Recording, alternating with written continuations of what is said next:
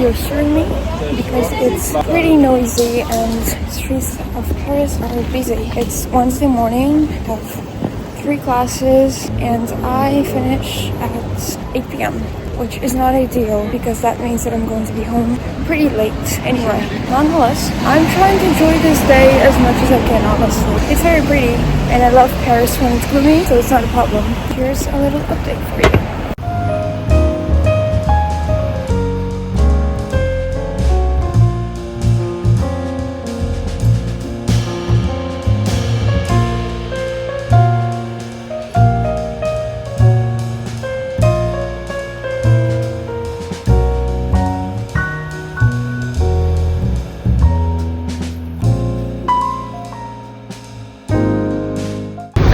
Going to uni. It's 9 a.m. I did not have a chance to film anything yesterday. The classes were so packed. I'm here now and I'm going to do 2 classes, my methodology class and my Italian class. Pretty excited.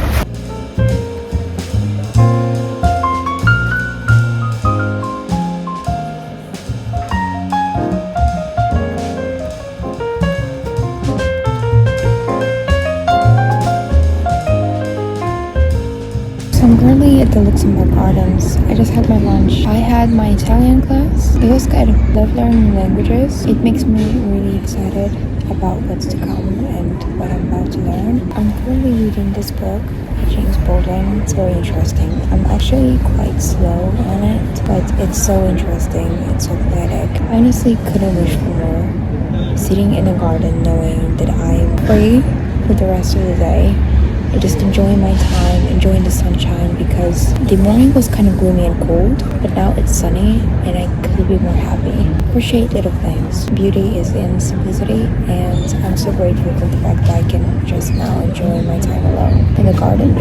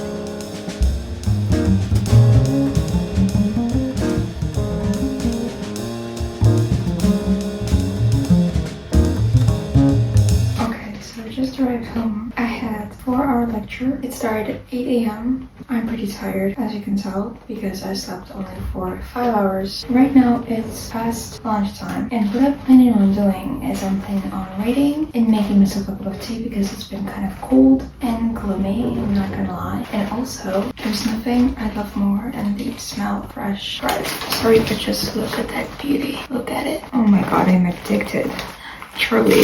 I'm going to make avocado toast with it and I'm going to live my life. Okay, so now I'll probably change my clothes into something more comfortable and more cozy, drink my tea and read my book. What can be better than that on a Friday evening? Prove me wrong, there's nothing better than that. Now that I have my tea and I'm dressed all cozy, I want to talk about books and also drink some tea because it's actually quite cool outside. As you know, for the past few weeks, I've been reading James Baldwin's Tell Me How Long the Train Has Been Gone. I finished it yesterday. Yesterday, with the rest of my day, I've been reading and just relaxing. When I tell you that I just speed run through this book, I'm not lying. Is it the best book by James Baldwin out there? No. But is it still really, really good? And is it going to catch your attention? Yes, I bet it will. I'm going to try and summarize it. It will not be possible without spoilers, so I'm just going to try and do my best. This book is about an actor, an African-American actor, who is having a heart attack in the middle of doing his scene. And so he's brought to the hospital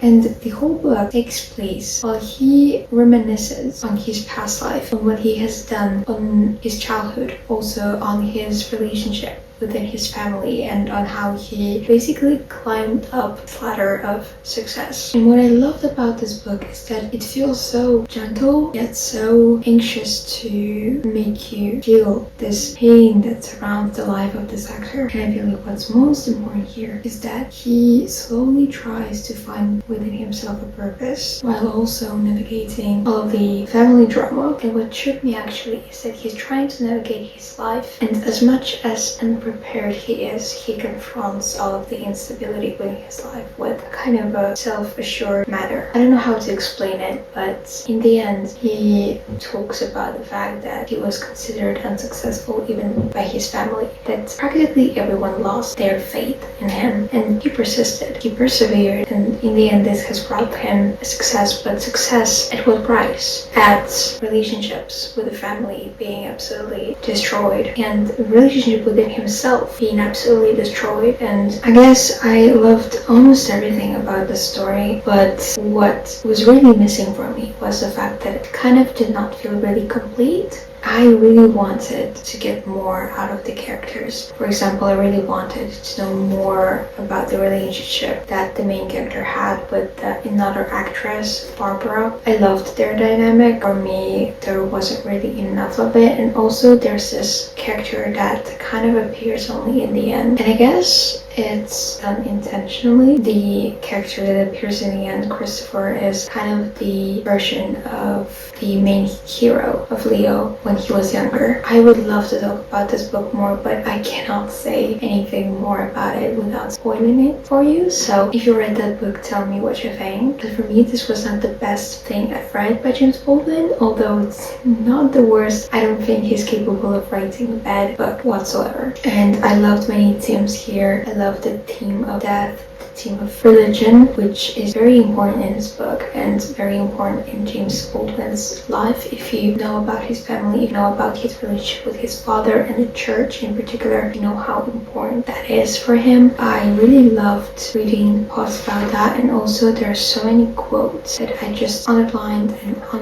and yeah, this book was beautiful. It was a beautiful read, but something for me was missing here, and that's why I will not give it a 10 out of 10, but it's a solid 8.5. I don't know, I loved this book, but I would love to know more about the characters. Maybe that's a sign of a really good book, when you just don't want to part with the characters. And in the end, the purpose of the book is showcase how a man is becoming himself, and how despite being successful and despite striving for a better future, he is completely lost. He's still waiting on his cue. And now if you read this book, you will completely understand what I mean. But I guess the ultimate purpose of this book was to demonstrate how even within himself, man is capable of living different lives and be different versions of himself. And in the end, it's nothing but a play that we're in. I guess you can find here some sort of reference for Shakespeare, but I'm not going to dive deeply into this book, or else we're going to spend hours here putting that away. Very solid read. I will recommend it to you, especially if you love reading about romantic relationships and the art of acting and theater industry in general. I feel like you might love it. Based on the fact that this book was quite long, I decided to put my hands on something shorter, and of course my choice fell upon John Didion, Slouching Towards Bedlam. Have I pronounced it right? I don't know. And also, I don't really know what this book is about. I bought it a couple of months ago. I just really wanted to read this particular book by John Didion. Of course, I've read her other pieces. I've read The White Album. I've read Played as It Lays. I'm pretty excited about this read, and even though sometimes I get quite lost in her language, and that is what gets me actually, is that no matter how hard I try to approach her, she's always distant. But her neutral position and her passive eagerness that she brings to her writing, all of the above makes me feel her deeply and appreciate her. Somehow I always come back to her writings, even though I might not exactly love them, but I have a big and deep appreciation for them. In her non-fiction work, John Didion not only describes the subject at hand, her younger self loving and leaving New York, the murderous housewife, the little girl trailing the rock whip, the millionaire bunkered in his mansion, but also offers a broader vision of the world, one that is both terrifying and tender. And based on the synopsis, I already know that it's going to be a really good time. So yeah, let's sip on our tea and read our books.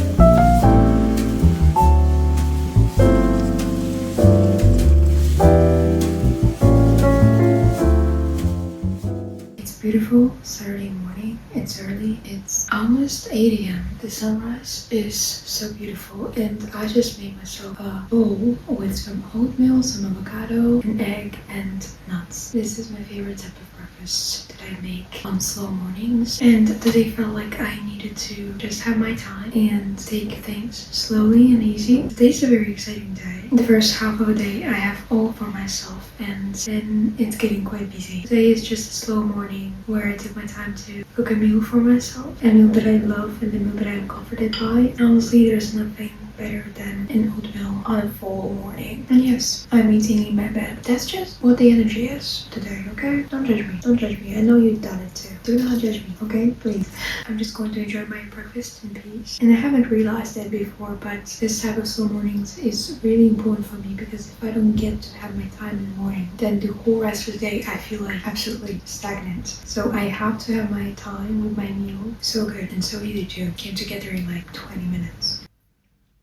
It's been some time, and it's a beautiful, beautiful day in Paris. It's sunny, it's getting warmer, and I decided not to sit around in my room and actually do something today, because as I said, the first half of this day, I'm kind of free to do everything I want. So I decided to take myself out on a coffee date. I'm going to grab some coffee at a local coffee shop that I've noticed a couple of weeks ago. I'm slowly discovering my neighborhood, and this coffee shop looks pretty good to me, so I'm excited to go there and try their coffee. And I'm just going to spend some time reading my book, enjoying my morning. I love sitting down and just enjoying my time for a long time. And then I also want to go on a walk afterwards. So yeah, let's spend this weekend the way we want to spend it and not rush anywhere. Let's go.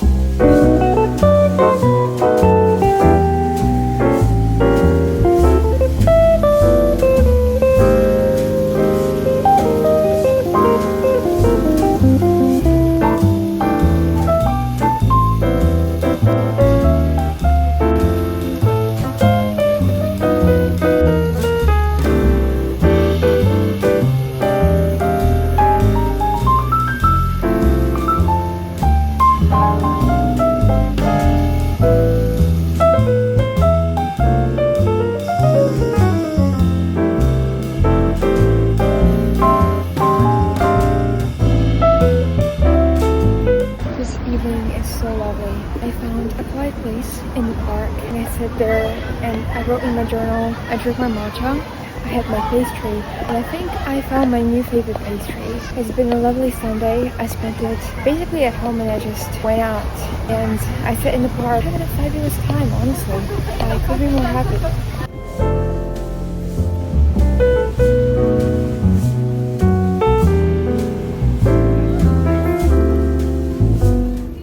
Okay, I'm back home now. I'm about to change into something more comfy and just relax for the evening, read my book, drink my tea, you know the drill. However, I just wanted to share something with you that just made my day. Remember how I said to you that I tried this new bakery, that I absolutely loved their pastry? Okay, so hear me out. Guess what this is? It's a chocolate muffin they gave me for free for buying their pastry.